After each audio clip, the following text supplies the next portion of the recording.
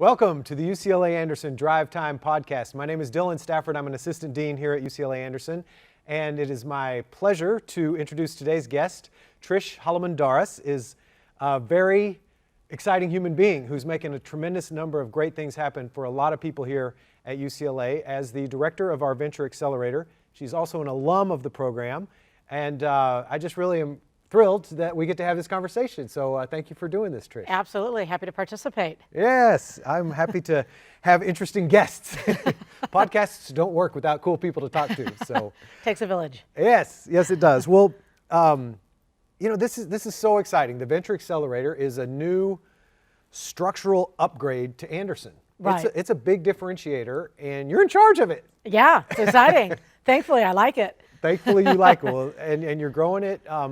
So for people who are new to UCLA Anderson, or even for current students and alumni, kind of give us the story of Sure. the Venture Accelerator. What is it? And Sure. Just to start, I graduated here full-time 92, and these kind of resources and programming was not available. It makes me want to come back. Nice. But we can't. So therefore, I'm back in this role. But really what happened, the derivation of the Accelerator is that with Al Osborne, Dean Al Osborne coming in, UCLA is really one of the first business schools to be teaching entrepreneurship over the decades. And then with Elaine Hagan, who's now the Associate Dean of Entrepreneurial Activities at Anderson, they started the Business Creation Option Capstone Project. So you can go one of two ways, AMR or BCO. And that started 15 years ago, and every year it is increasing in demand, and with Jeff Scheinrock leading it now, it's almost doubling every year. yeah, it's pretty amazing. And then for my FEMBA listeners, we would have, or executive MBA listeners also, the Global Access Program or Strategic Management, SMR. Thank you. Thank you. See, you know, full-time MBA here. That's it. Hey, Sorry. learning the jargon of Anderson is part of the challenge of Anderson. So, but it is true that we started field studies in '69. Yeah. 69. Yes. They put a man on the moon, and Anderson started field studies, like a built-in practicum to take this education and wrestle with the going concerns of a real company in one of the field studies, or to start your own in the business creation option, which we came up with then 15 years ago. Exactly, which has been a huge success and in demand. And for this generation, really, small companies are driving a lot of job growth in this nation, and it is a common career path. So now Anderson has the programming around it, both on the academic side and with the Accelerator being an incremental program, and I'll get to that in a minute, to really support people's ventures or goals to have ventures. And so with Elaine and Al, they had seen the growth in the students' interest in having ventures and startups, and they wanted a physical place where all these students who are interested in this could collaborate and work together, because the truth is, at this stage, they're all early stage startups.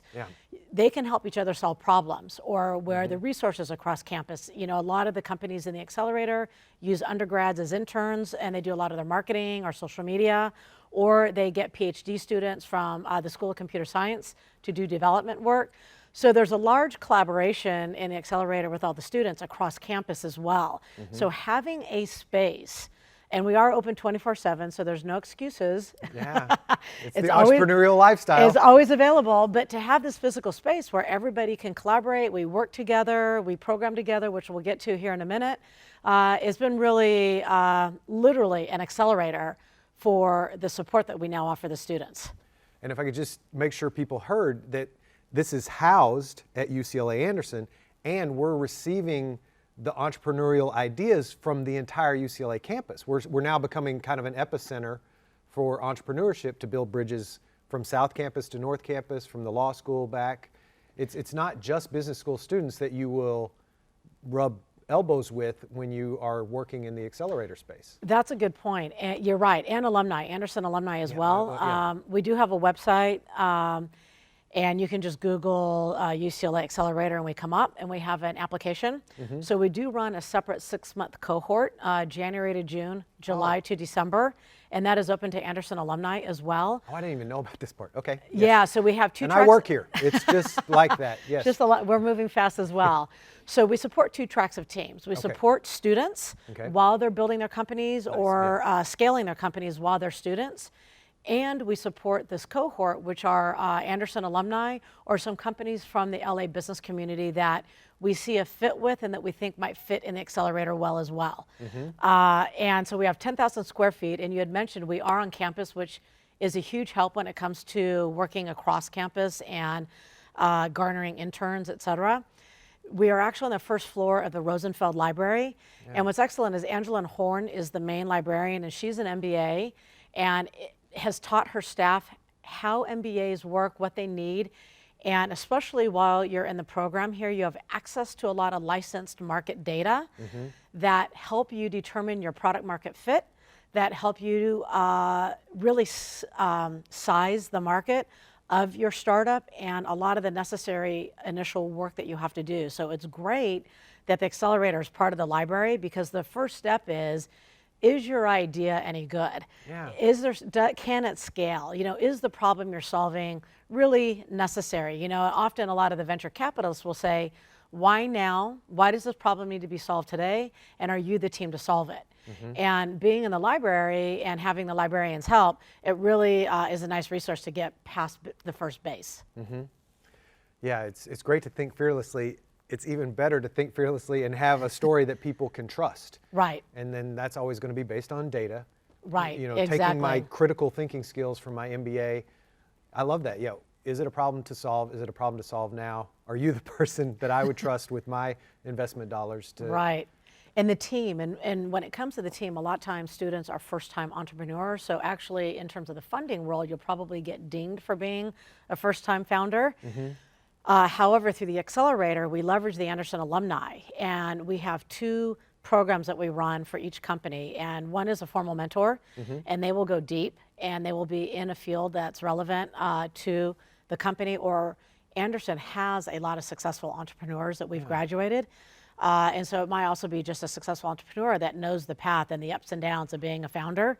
And then we also have an entrepreneur in residence program. And these are Anderson alumni who are still working, have a discipline. So for example, somebody that might come from the private equity field, therefore they know how to do financial modeling and the assumptions. And so we do office hours where a lot of these alumni come in, and basically what we do is we provide 6 months of free consulting to these students, startup founders, to really launch, go live, and be selling by the time you're out of the accelerator. Wow. So we assume they have the academic perspective and the know-how coming from the professors. What we provide is a little bit, I like to call it where the rubber hits the road. Yeah. It's more this is then how you take this academic theory and apply it in the real world. So for example, if they have a B2C company, business to consumer, and they have to do customer acquisition and retention, which is common in today's digital world, that's great, but how do you do it? What's the right platform? What's the tone? What are the data analytics? How do I do A/B testing quickly to really maximize your marketing dollars to make sure that in fact you're garnering the right return on your investment, which your venture partners are going to want to see. So we have the 6-month program. We cover, the nuts and bolts. You need insurance, you need to be incorporated. So we have law firms, insurance companies, finance firms, accounting companies that come in. They all offer discounted or free services. Then we also bring in experts in the world of finance, marketing, other areas that really take the need to launch or scale, and then also fundraising. So angel investors, early stage, crowdfunding. We like to talk a lot about venture capital. Venture capital is tricky. We're early stage, so sometimes we're not ready for that. Yeah, it's a little too soon. It's a little too soon, but we do have all the relationships in LA and in San Francisco and other markets that we do work with. So if somebody is ready, we do make the connection. And it's a laboratory space also, so people can get some safe tests. Right. Because I love the pitch room down there. You got to look at the space. Look at the website because the space is gorgeous. Right. It is beautiful. It's modern. The seats are super comfortable. We like to say because we're on the first floor, what happens in the accelerator stays in the accelerator because there are no windows, so you're not really sure what's going on That's outside. That's true. Yeah, you're kind of immersed in. It's easy to stay down there for a long time. Yeah. And in fact, the pitch deck room, which is great, is actually funded by Jim Friedman. Who's on our board and an alum as well. So it's the Friedman Pitch Deck Room. And it's great because companies are pitching to win business plan competitions while they're in school. So this is another conversation, which is really how do you fund an early stage company while you're a student? And what is becoming more commonplace are these business plan competitions. And UCLA does it. Anderson, we have Elaine Hagan and the Price Center started the NAP business plan competition. The law school has the Lowell Milken. Other universities host them as well that other students can apply to. So often students will want to work in the pitch deck room to practice their pitch deck to their advisors, mentors, professors, et cetera, to really get it ready. And even in the Accelerator, we have an event called the Showcase event, which is a demo day at the end of each cohort. We do a playoff. We take the best of the BCO teams and we reverse the Accelerator teams, and we take the top 10. Nice. And the one coming up now is in May, and we actually have EMBA, FEMBA, full-time BCO, and Accelerator companies. Not planned, it happened that way. So I'm like, wow, we have a great representation. But this is actually a good point too, is that because we are part of Anderson, we're industry agnostic. So what's really great about UCLA is I don't think we pay lip service, we do diversity. Yeah. So in the Accelerator, we have diversity of thought because we have ideas all over the place and all verticals. The team compositions are from all programs, and also the team founders are all compositions in terms of gender and race. So I think on stage, the showcase event for the Accelerator really exemplifies the best of Anderson and really what we're trying to do as being a public university in the Los Angeles business community. I think our entrepreneurship program is absolutely the lead. Yeah, when you read the reports about UCLA's economic impact to LA County and to California overall, it's huge. And I love, it's diversity in the sense of it's more than people maybe initially think when they hear diversity. I mean, that's a good thing. Let's create access pathways for people. But we have, I'm sitting here in the convocation hall with about 40 different nationality flags on the wall. And this is UCLA with over 120 graduate programs of study. We attract some of the most interesting, curious, intellectually hungry people from the entire world, and we do that within an alumni base of 540,000 UCLA graduates. We're the fourth largest alumni network of any American school.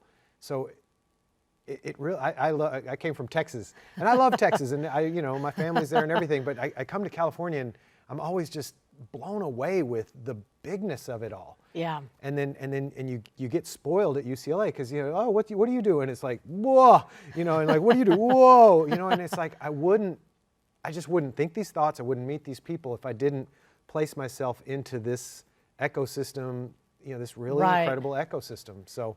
And that is part of the program, right? Like what Elaine's original vision, which was to have this physical space, because what does happen is they do become friendly with other founders, and it becomes part of the social fabric of the entrepreneurship track while they're here at Anderson and even past. And so we do events every month with alumni companies from the Accelerator and current, so that we start to try to create this bridge and enlarging our population of all the successful entrepreneurs. But that's another interesting thing about UCLA in general, is UCLA in general has had the largest number of successful startups launched ever. Anderson has a massive amount. We don't talk about it much, but Anderson actually, we need UCLA to brag a little better. in our fabric really is entrepreneurship centric. And it's interesting because students are always like, well, can I do this? I'm not sure, I wasn't coming here to do this, but I like to use the analogy of, when you go bowling on Kids Night Out where you have the big bumpers, that is your time here at UCLA. If you're going to take a risk, and I think that's one of the things you should be doing while you're in your MBA program, do it. Because we have the bumpers around you. You're not going to get too far off that bowling lane. We're going to make sure you're staying. But what the Accelerator does is it provides an entirely incremental program that, like I said, is where the rubber hits the road. This is how you do it. So why not try it while you're here? You've got a focused amount of time. You have a lot of support around you, and now you have more resources than not around you. So it really is an amazing time, which is what I opened my conversation with today, is I wish I could come back and do it. Yeah. Because this was not here when I was here, and I look now, and it is so impressive to see what's offered. And it's almost hard to say, why would you not do it? Oh gosh, you're hitting so many points. One is when I talk to when I talk to audiences of prospective students or even current and alumni students, and I say, how many of you are entrepreneurs? It's usually 5 to 7%. And then, but I have this second level question I love to ask is, how many of you know that you will become an entrepreneur? You're going to inherit a family business. You've got an idea, you know, you're building your credibility and your street cred and your reputation, but you know you're going to want to do something at some point. Or you may want to have a part-time thing just to, you know, raise children and have flexibility at a chapter of your life. And it's that second question where all of a sudden like 25 to 30% of the hands go up, especially when you had the thing about inheriting family assets and, you know, and you're going to, it's not your day job, right? And yet it's an asset that you're going to have to think newly about because right. it's being handed down. So it's almost like getting ready for. So I wanted to hit that point. And then the second one we love to tell our students. So if you're listening, and you've alluded to it, but I want to really nail it, is while you're a student, take advantage of saying to people, I'm a student. Oh, yes. I'm a student at yes. UCLA. Could I get coffee? That people, right. It's so crazy the doors right. that will open because you have the credibility right. during this precious window to say, I'm a student at UCLA. I'm a student at UCLA Anderson. I'm interested in your industry. I'm interested in your vertical. I've always wanted to know about X, Y, or Z, and I found you on LinkedIn, and I know you're an alum, or even if they're not an alum, but taking advantage of that precious real estate. And then the third thing you're saying, you know, listen to the doctor here. Do it now. Yeah. Don't wait. So, right. So, and it is common to, if you look at the successful companies that have graduated out of Anderson, not all of them started while they were here, but they did take the courses or they did do the BCO path. So they learned the process. That might have been a warm hum on the side while they took a traditional job, paid back their debt, and then they started Sugarfina, Books. These are some of the more recent ones. So that's a fine path as well. And you know what we do tell, and there are some students who are just going to be serial entrepreneurs because it's just how their DNA is. Yeah. And what we talk to them about, you know, their MBA experience is, look, you are now going to come out of here as a founder, not as a product person or part of a team. So look at your education then as a founder. You need to take finance classes. You need to take, you know, marketing classes, because now you're going to be managing people who are going to be coming to you with the data. You need to be able to decipher, is that data good? And then is that the data that I want to make my business decisions on? So you might not be doing that functional role, but you're going to be engaging with it and need to know enough that you're making the best decisions or asking the right questions of your staff in the future. So I always say, look at it as a CEO. And the other tip is to really say, okay, I've got 2 years here or 3 years here for FEMBA. Make a business plan for your FEMBA experience, because the truth is we actually offer more than people can probably take advantage of. Right. So be very purposeful about what you're here to do. But I do believe that in the course of their MBA in general, I think it does alter your life more than you even think it would in ways that you're not thinking today. And we do have a lot of people that come through saying they came in to kind of be on a traditional job path or use it to pivot disciplines like I did. And then they come out being entrepreneurs, like one of our companies, K-pop. They did not come to school to be entrepreneurs, and now they have a successful company and have just gotten another round of funding, and great guys. So really open yourself up and be open, I think, to what Anderson provides and what Los Angeles provides, because it's an amazing part in the world to live. It's an amazing part to be doing business in Los Angeles. So from a startup perspective, LA is the fastest growing market right now in the US. We're the third largest venture market behind Silicon Valley, obviously, in New York. Venture capital is interesting because it's starting to move to sub-markets now, like Boise and Austin and places like that. But again, like Anderson, what LA as a market has going for it is diversity. So entertainment, we have the largest port with SpaceX, so we have transportation, fashion in downtown LA.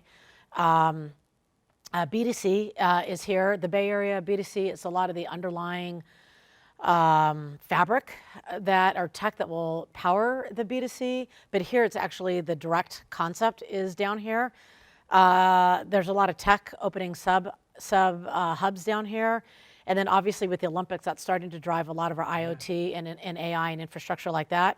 So just like all the companies we see here and the people that we have here, I think LA is the most, and I hear it often, honestly, from venture capital, is that the pro of LA is the diversity and it's the challenge of LA. Oh, yeah.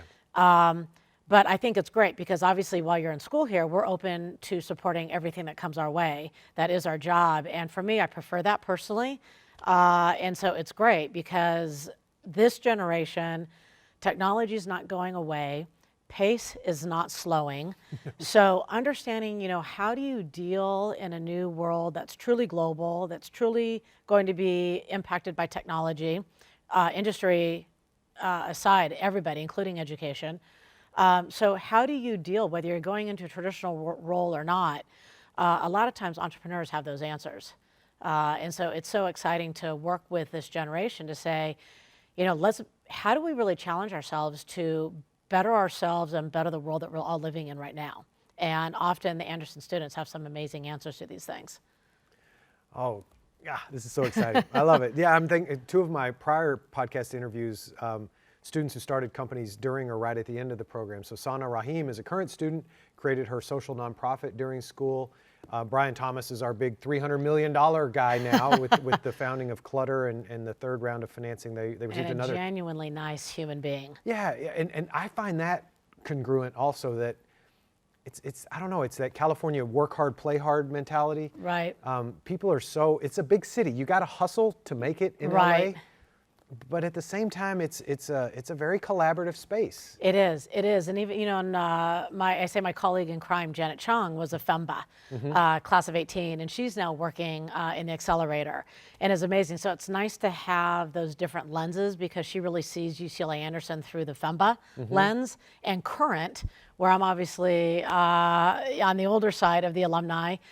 But you're really kind of coming back here to create this new opportunity, and it's an opportunity that's directly relevant to the world that we're all living in now and how these guys start to make money while they're in their MBA. So it's really leveraging the theory that the Anderson universe provides them and then take it to that next level. Some of the people who will be listening to this interview will either be considering the program or will be newly admitted to the program. So we talked about the Entrepreneurs Association, one of the Right. big clubs, just in the world of, wow, she's piquing my interest. If I'm a person who's considering Anderson or will be coming to Anderson, tell people what are some places to kind of start to connect into the whole entrepreneurial energy. Yeah, that's a good point. So, yeah, the first thing they should do is join the Entrepreneur Association, EA, because it's all acronyms here. But again, my colleague Janet Chung is the staff member on EA. But EA is fantastic. It's the largest club. You join there day one, but they have a lot of activities. For example, they have something called eLabs and ACT, where it's peer-to-peer pitching of your business idea and your pitch deck. So the second years will coach the first years. And then that escalates as time goes on and you have more skin in the game when the business plan competitions start. They do leadership conferences where you have access to successful entrepreneurs that are Anderson alumni that you wouldn't otherwise have in that program. And there's just a million things that EA does. And, and then they also keep track on internships that are available, help you kind of forge the way in. And then we in a lot of speaker programs, so we work hand in hand. They often will bring in the Brian Thomases of the world for the inspirational speakers, or Andy Solomon is my class, and he now runs Soul Society. The list is long. We could go through a lot of them. But EA brings that. So day one, join EA because that actually is the structure from that side. And then the Accelerator, partners with the EA all the time. And for those of you who are looking at Anderson, another differentiator of Anderson is, I love Dean Olean always said, well, two Dean Olean quotes. One is 90% of employment in LA County is with a firm with fewer than 100 employees. So back to your point back about LA as an epicenter for innovative thinking. Right. But her other point was, the students run the school. Right. She Right. would say, I'm only nominally in charge here. And I think you really see that when you see the Anderson Student Association. I mean, the full-time students obviously are just, they're putting it on their resume, they're using it to reinvent themselves, they're using it to earn those internships and full-time placements. But for executive and fully employed students, by joining a club, you get into all the little emails, all the notices about the conferences, because my way of saying Anderson, our strength is we're entrepreneurial and the challenge is we're entrepreneurial. Right. You do have to, you called it a plan, map out, because there's so much happening here, you can get overwhelmed. Right. So you don't want to get overwhelmed. So my coaching for new students is plan your work your plan, and then stay open-minded. Right, Like, right. don't get so locked in that you miss the opportunity for these hallway elbow rubbing, you're both in line to get coffee. What do you do? That might change your trajectory. That might change your entire. Yeah.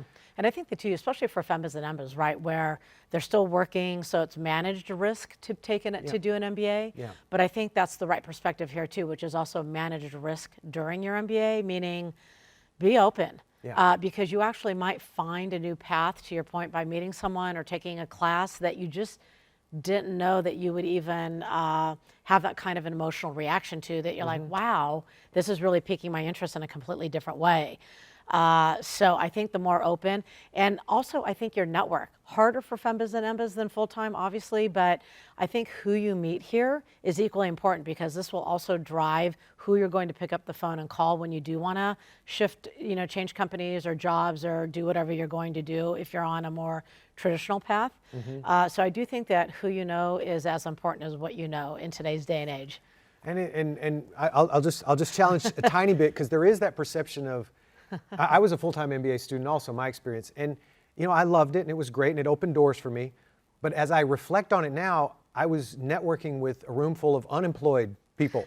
So that's kind of the corollary, that EMBAs and FEMBAs are networking with a room of employed people. And so, and not that full-timers, we're all going to re-enter the workforce, but that the synergy of, you're at Google now, you're at Boeing now, you're running your family business now, so all of your challenges are real time and all of your leads and resources are real time, versus, I knew a guy back when I was at Deloitte, but I'm not at Deloitte anymore. Right.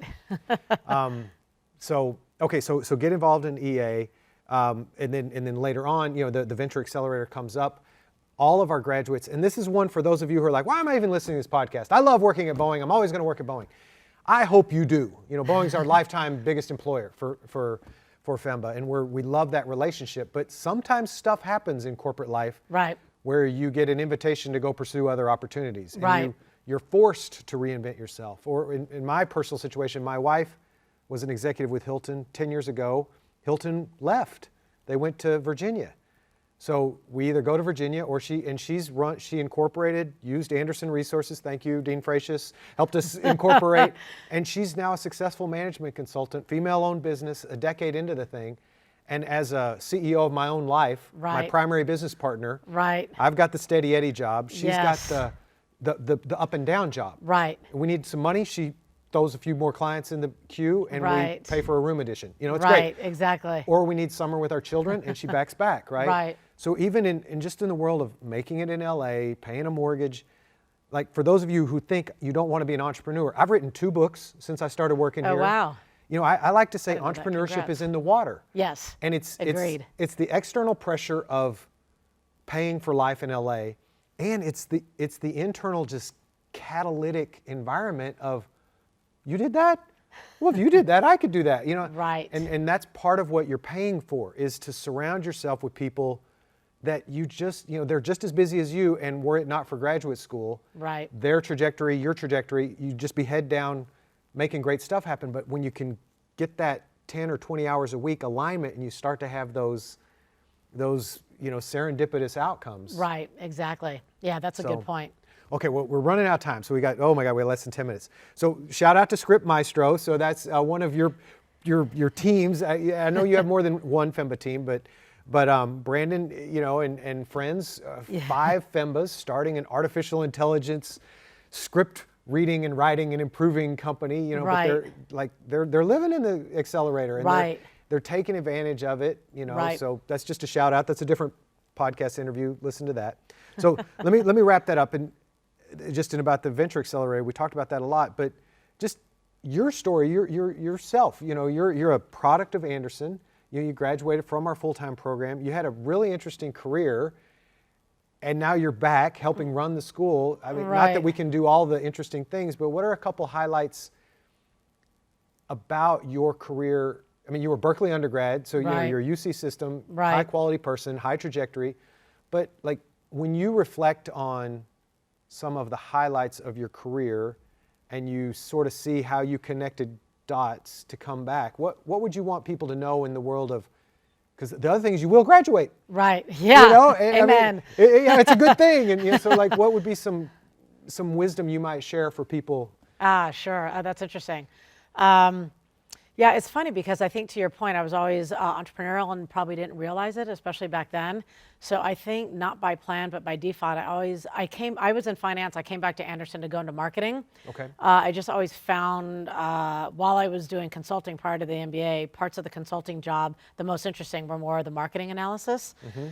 So I said, okay, I'll come back and do this thing called marketing, and then I got out. And what I really learned about myself over the years is that I was always attracted to the parts of the company that were the riskiest. So therefore, new product launches, or hey, this company, we could maybe really benefit by adding A, B, and C. So I would go and do the market reports and then pitch it to management and then get something going. So I found myself either launching new products or even turning around older products, and not by plan, but I just think how I think, and that taking the data and then how you conceptually think and then put things together was a strength. So I haven't had a crazy career, but I do think it's always been in launching and driving revenue and driving strategy within kind of that marketing. Marketing makes you think that way, but I think that's how I think. And so to come back and run the Accelerator, I view it as a startup, meaning Elaine and Al and Judy Olian started it in early 16. I came in at the end of 17 and started the programming. So now we're on our third cohort, going on to our fourth. And again, those are every 6 months. But if you really look at it as Anderson is the company, the Accelerator is the division, then our products are the companies. Nice. And I have two goals, and it's as simple as that. Make the company successful, because if the startups are successful, then the Accelerator is successful. So that's it. It's as simple as that. And so we're iterating all the time. We're bringing in professionals. We're providing different kinds of expertise. And if it works and it's helpful, great. And if not, we don't do it. So we're constantly iterating down there. And so when I came back to my reunion, actually, after my Amazon I love gig. this story. Yeah, you got it. Okay, so and you've got Disney on your resume, Amazon on your resume. Amazon, Electronic Arts. If anybody out there is a gamer, I launched The Sims and SimCity. Those were mine. Wow. So I've launched a lot of big products in my career. Again, yeah, that was my trajectory, was just really coming in and kind of helping them launch the larger products. So but I was at Amazon, launched a product, wanted me to move to Seattle, which I did not want to do. I was from down here, have an older parent here. So the reunion was coming up, and I thought, oh great, I'm back in LA, I'll go to the reunion.